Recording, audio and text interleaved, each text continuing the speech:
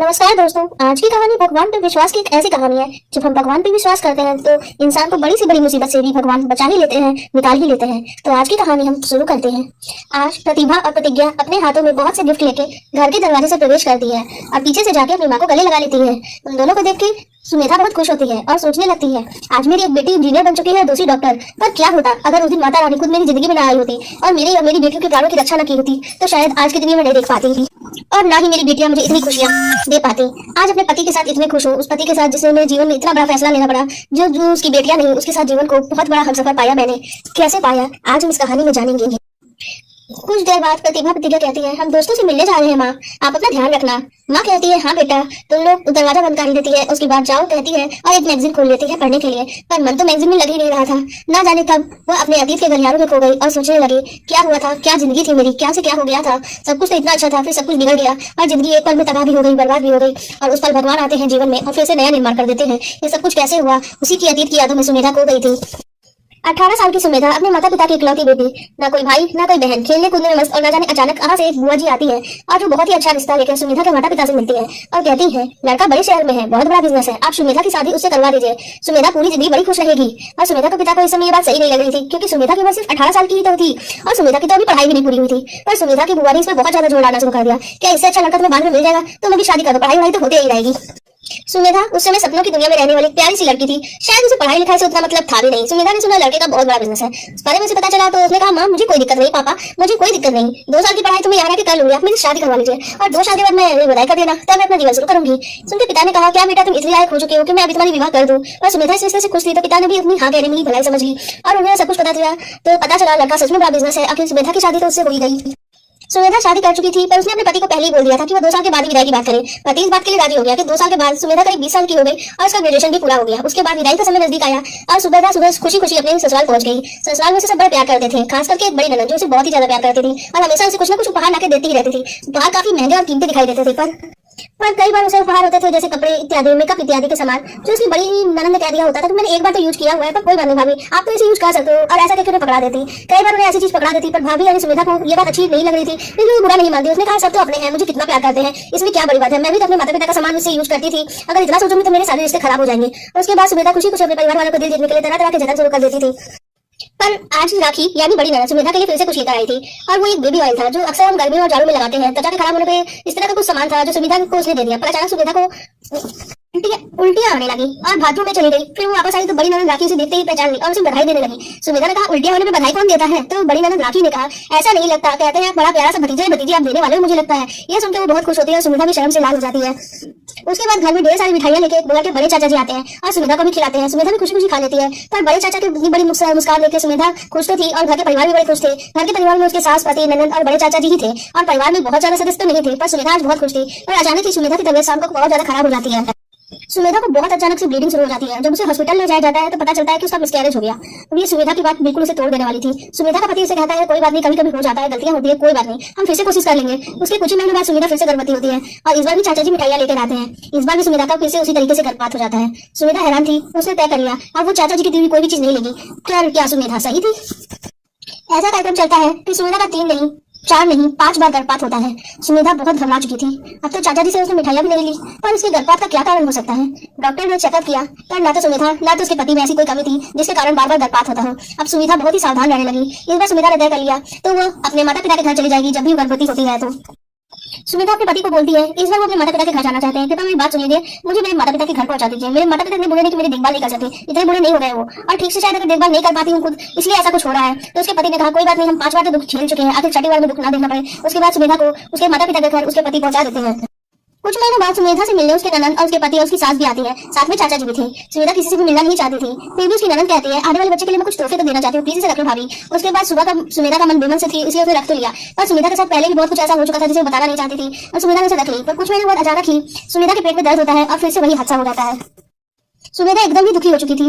तभी उसका पति दरवाजे पे आता है और कहता है, सुमेधा वापस चलो, जो होना है वो हो ही जाता है, तुम यहाँ रहो या वहाँ, अगर हमारे नसीब में बच्चा ही नहीं है तो हो सकता है कि हमारे नसीब में बच्चा हो ही ना। और ऐसा कहते हुए उसे वापस ससुराल लेकर चला जाता है। सुमेधा बहुत दुखी थी। डॉक्टर ने बहुत सारे चेकअप किए पर सुमेधा के अंदर तो कोई कमी नहीं थी, फिर भी गर्भ में कुछ महीने बाद ही ना जाने क्यों उसका मिसकैरेज हो जाता था। जहाँ शादी की शुरुआत में सुमेधा के पति और सास उसके साथ बहुत ही अच्छा बर्ताव कर रहे थे, अब कुछ समय इतना बीत गया था कि अब पति और उसके सास का बर्ताव बहुत बड़ा बदल चुका था। वो तो ना तो उससे अच्छी बात करते और ना ही अच्छी तरह से उसके साथ व्यवहार करते, उल्टा कई बार सास उसे बांझ कह के बुलाना शुरू कर देती। ये सुन के सुमेधा का दिल बहुत दुखता, पर आप क्या सकती थी। एक दिन उसे अचानक एक सहेली मिलती है, उसकी सहेली बोलती है अगर तुम्हारा बच्चा नहीं हो रहा है तो तुम सरोगेसी के सहारे से भी तो बच्चा पैदा कर सकती हो। सहेली की बात मान लेती है सुमेधा और सरोगेसी के रास्ते को अपनाने को तैयार हो जाती है। सरोगेसी के लिए उसे एक महिला मिल जाती है जिसके पहले भी कुछ बच्चे थे और कुछ महीने बाद सरोगेसी से उस महिला ने एक छोटी बच्ची को जन्म दिया। महिला को धरती आती देखकर सुमेधा ने विदा कर दिया। सुमेधा अब इस बच्ची की देखभाल करने लगी थी और अपने ही ख्यालों में गुम सी थी, क्योंकि बच्ची को अपने आप से गुमसुम बचाने के लिए, खुद को डिप्रेशन से बचाने के लिए लगातार उस बच्ची की देखभाल में लगी ही रहती थी। पर अचानक ही सुमेधा के पेट में बहुत तेज दर्द होता है। सुमेधा को हॉस्पिटल ले जाया जाता है। डॉक्टर कहते हैं आपको शायद पता नहीं, आप लोगों ने कुछ नोटिस नहीं किया। तो डॉक्टर बोलते हैं, इस बात को सुनकर पति बोलता है क्या हुआ है। तो डॉक्टर कहता है आपके इनके घर पर तो समय ही पूरा हो चुका है और ऑपरेशन करके हमें बच्चे को जन्म देना होगा। ये बात सुनकर उसके पति, सास, ननद हैरान रह जाते हैं, क्योंकि सुमेधा डिप्रेशन से शायद खुद पे भी ध्यान नहीं दे रही थी और कब सुमेधा गर्भवती हो गई शायद उसे भी नहीं पता था। सुमेधा की 9 महीने की बच्ची जिसका नाम उसने प्रतिभा रखा हुआ था और उसके ठीक ही 9 महीने बाद सुमेधा ने एक और बच्ची को जन्म दिया था। अब उसने उसका नाम प्रतिज्ञा रखा। सुमेधा के ससुराल वाले हैरानी से उसे देख रहे थे, पर प्रतिज्ञा दोनों ही समान देखभाल करने में खुद को सुमेधा व्यस्त रखने लगी थी। पर अचानक सास और जो पति उसके साथ अच्छा व्यवहार नहीं कर रहे थे उसके साथ अच्छा बर्ताव करने लग जाते हैं। एक दिन चाचा जी उनसे मिलने आते हैं। सुमेधा के बहुत से उपहार आदि लेके आते हैं, पर सुमेधा पता नहीं क्यों गुस्से में उपहारों को फेंक देती है और सुमेधा की ननद भी आती है और वो भी ढेर सारे उपहार लाती है जिसमें बच्चों के तेल वगैरह थे, पर सुमेधा उन्हें किनारे रख देती है और कहती है मैं बाद में सवाल कर लूंगी। सुमेधा उसमें से तेल की शीशी खोलने वाली थी, तभी दरवाजे पे घंटी बजती है। वो दरवाजा खोलने के लिए सुमेधा चली जाती है और तेल की शीशी को किनारे रख देती है। दरवाजे पे 13-14 साल की 2 बच्चियां खड़ी थी। दोनों बच्चियां बहुत ही बेबस और आशा सी दिख रही थी और उनको देख के सुमेधा को बड़ी दया आई और उसने जब खाने के लिए उन बच्चों ने मांगा तो सुमेधा ने कहा रुको बच्चों में पहले कुछ लेकर आती हूँ। उसके बाद उसके लिए कुछ ब्रेड बिस्किट लेकर आई और उन्हें खिलाने लगी। थोड़ी देर उनसे बात करने की सोच रही थी, तभी बच्चों ने कहा आंटी क्या आपके घर में कोई काम मिल सकता है, हमें काम दे दीजिए ना, अगर आप काम दे देंगे तो हम आपका बहुत एहसान मानेंगे।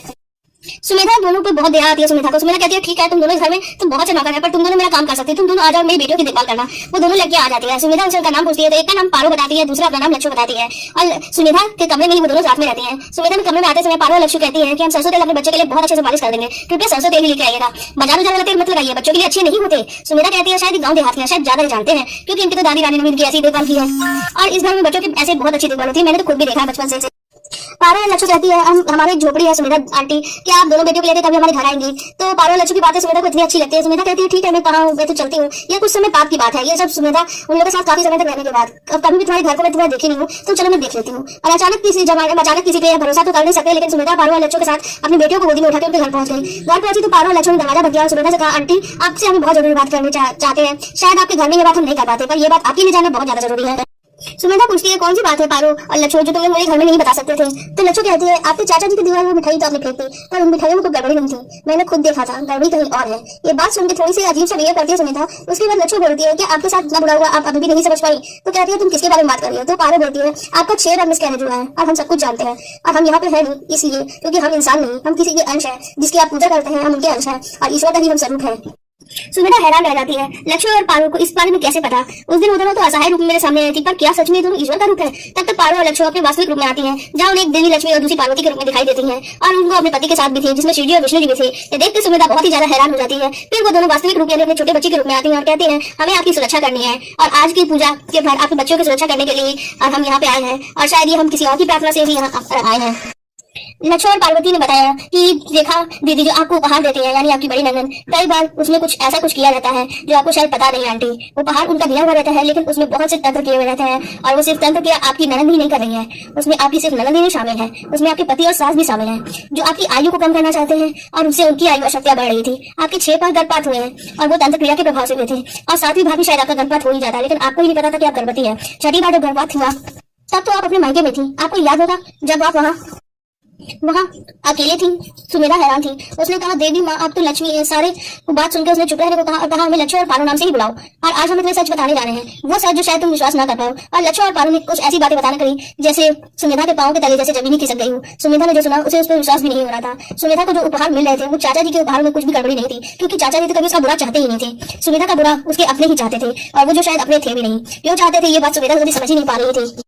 इसके बाद लक्ष्य और पारो ने बताया कि आपके ऊपर पिशाचनी छोड़ी गई है जिसका तंत्र किया गया है और जो आपकी आयु, सुंदरता और आपकी संतानों को खा रहा है, वो आपके धन को भी खा रहा है, जिसकी वजह से आपकी इतनी बुरी हालत हो गई है। लेकिन जब आप गर्भवती हुई थी आप इस समय डिप्रेशन में थी, आपको कुछ भी नहीं पता चला और आपके गर्भ में बच्चे का जन्म हो गया। मैं बच्चे का हाथ खुद देख रही थी और इन तीनों का प्लान मैंने खुद देखा है और आपके तुम्हारे वो बच्चे जो जन्मा है इसे भी इन लोगों ने मारने की बात की थी। ये बात मैंने खुद सुनी थी, वो ऊपर से नहीं और यहाँ आने के बाद मैं यहाँ सुनी थी और मैं आपके घर में इसलिए रह रही थी। लक्ष्मण ने ऐसा कहा, उसने अपने कानों से ये बात सुनी पारो ने कहा, मैंने भी सब कुछ अपनी आंखों से ही देखा और भी इस बाल रूप में ही सब कुछ देख देखा।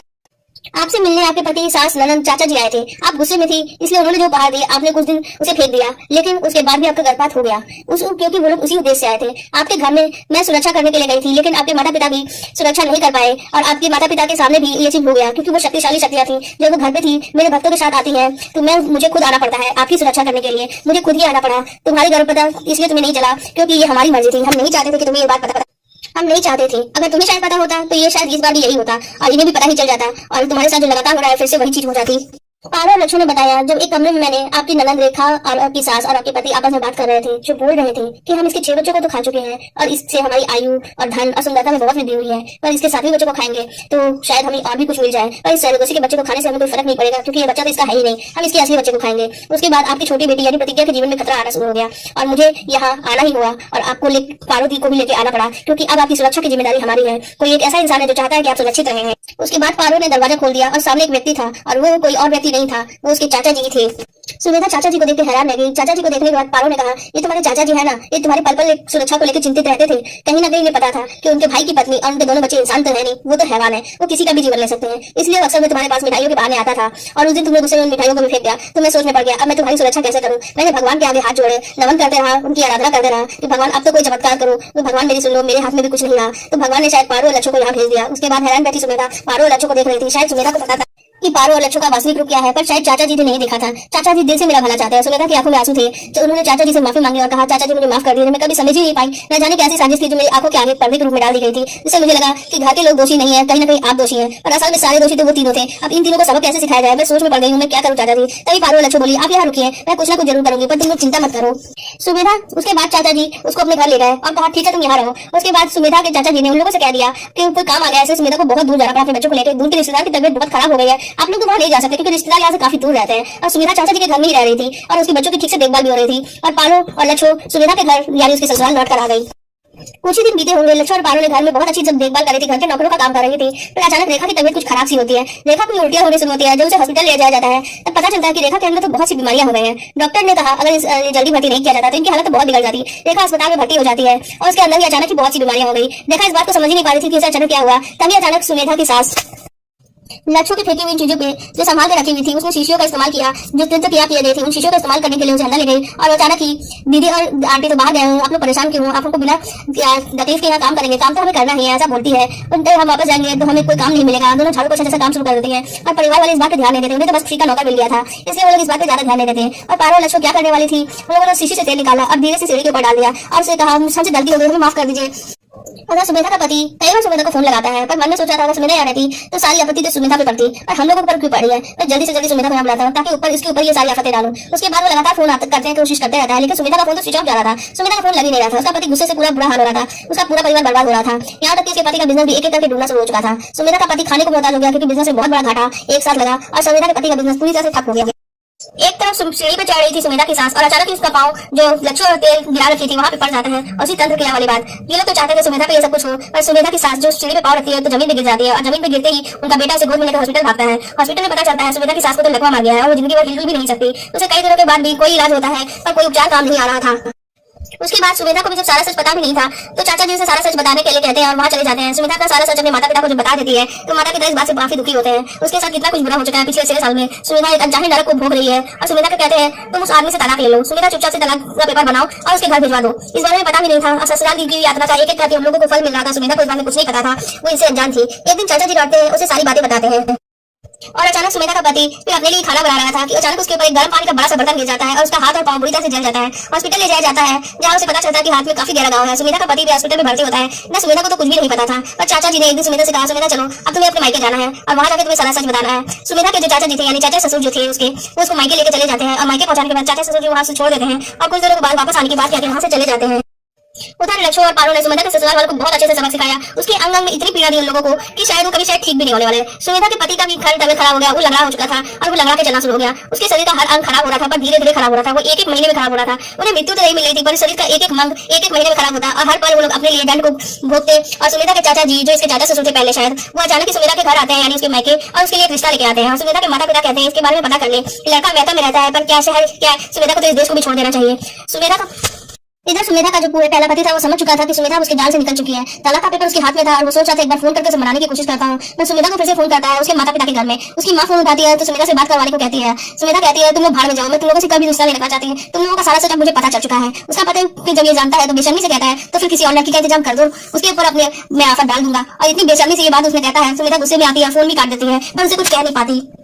उधर उसके पति और ससुराल वालों के एक बड़े अपराध के बारे में पुलिस को पहले के जानकारी मिलती है तो वो उसे पकड़ने के लिए जाते हैं। जहाँ पे पता चलता है, जब वो लोग वहाँ पहुंचते हैं तो पता चलता है उसके पूरे परिवार की तो मौत हो चुकी है। और सुमेधा को भी जब इस बारे में पता चलता है तो उसे झटका लगता है, लेकिन वो फिर थोड़ा सामान्य होती है क्योंकि जिसका जैसा कर्म है उसे तो उसका फल मिलेगा ही। कुछ दिनों के बाद ही सुमेधा की दूसरी शादी हो जाती है और इधर सुमेधा चाचा जी से लाए हुए रिश्ते से इनकार करती है और कहती है चाचा जी मैं अपनी बाकी जिंदगी अकेले ही गुजारना चाहती हूँ। पर चाचा जी इस पर बहुत जोर डालते हैं और वो और भी लड़कों के बारे में पता करते हैं। फिर एक ऐसा लड़का मिलता है जो अनाथ था और उसके परिवार में भी कोई नहीं था, लेकिन सुमेधा का उससे शादी करने के लिए तैयार हो जाती है। आखिर उसके माता पिता के साथ वो रह सकता था। सुमेधा अपने माता पिता के घर में रहने को तैयार होती है। समय बीतते जाता है, उसका जीवन अच्छा चलना शुरू होता है। कुछ सालों के बाद उसे अचानक खबर मिलती कि उसके पति और ससुराल के अपराध के बारे में लोगों को पता चला है और जब पुलिस उसको पकड़ने के लिए गई तो उसके पूरे परिवार की मौत हो चुकी है। ये बात सुनकर सुमेधा को थोड़ा झटका तो लगता है, फिर वो सामान्य हो जाती है क्योंकि जिसका जैसा कर्म है उसे वैसा ही फल मिलेगा। कुछ दिन बाद सुमेधा की शादी हो चुकी थी और वो अपने बच्चों के साथ बहुत खुश थी, पति के साथ बहुत खुश थी। उसका जीवन बिल्कुल सामान्य चल रहा था।